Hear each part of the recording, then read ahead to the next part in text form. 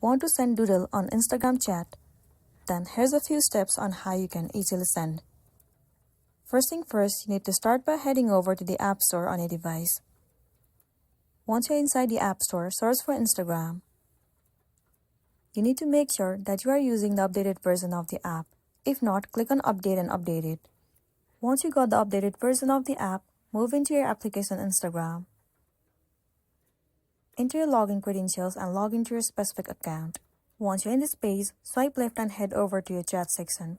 Move into the inbox of the person that you want to send a doodle. Well, you can see I have already sent one. If you want to add more, click on this plus icon. You can see the feature of draw. Tap on it. Now you can draw whatever you want to in this inbox. You can also change the size of the brush, change the color, and also change the theme of your brush. Once you're ready to draw, you can simply doodle it. Well, you can write whatever you want to, and then click on the send icon. There you go, the doodle has been sent to this person.